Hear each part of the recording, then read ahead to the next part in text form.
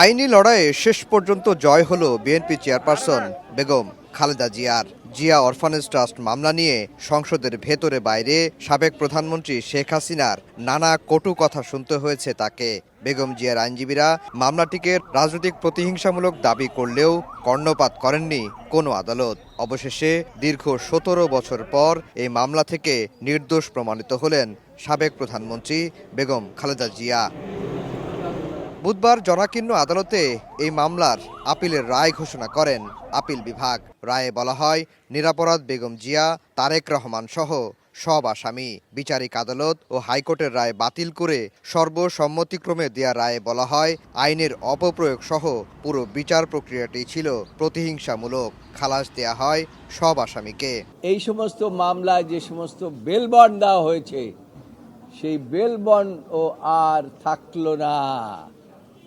তাই এই প্রসিকিউশন ছিল একটা মেলিশিয়াস প্রসিকিউশন। এইটা মেলিশিয়াস মানে হচ্ছে একটা বিদ্বেষমূলক এবং প্রতিহিংসামূলক। এবং কার বিরুদ্ধে প্রতিহিংসা? পুরো জিয়া পরিবারের উপরে প্রতিহিংসা, সারা বাংলাদেশের বিরুদ্ধে প্রতিহিংসা।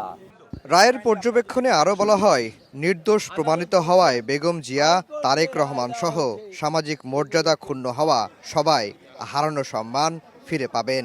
এই মামলাটা ছিল শেখ হাসিনা ওয়াজেদের ব্যক্তিগত জিঘাংসা বেগম খালেদা জিয়া এবং তার পরিবারকে খাটো করার জন্য, নিশ্চিহ্ন করার জন্য রাজনৈতিক চিন্তা চেতনায় এই মামলাটা দায়ের করা হয়েছিল। যে দুইটা জাজমেন্ট হয়েছিল 5 বছর এবং 10 বছর, সেটা বাতিল।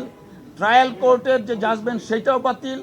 এবং নন অ্যাপিলিং যারা ছিলেন, অর্থাৎ জনাব তারেক রহমান সাহেব, উনিও আজকে মহামান্য সুপ্রিম কোর্টের সর্বোচ্চ আদালত দ্বারা ইনোসেন্ট, নট গিলটি প্রমাণিত হলো। যারা আসামি এবং আপিলকারী, তাদের সমাজে যে সম্মান হানি ঘটেছিল তার একটা চির সমাপ্তি ঘটবে এবং তাদের ইনোসেন্টটা আজকে থেকে পুনরুজ্জীবিত হবে। 2018 সালের 8 ফেব্রুয়ারি এই মামলায় 5 বছরের সাজা হওয়ায় কারাগারে নেওয়া হয় বেগম জিয়াকে। পরে হাইকোর্টে নজিরবিহীনভাবে বিএনপি নেত্রীর সাজা বাড়িয়ে করা হয় 10 বছর। এ মামলায় 2 বছর 1 মাস 13 দিন jail খাটেন BNP chairperson. Afzar Hossain, সময় সংবাদ, ঢাকা।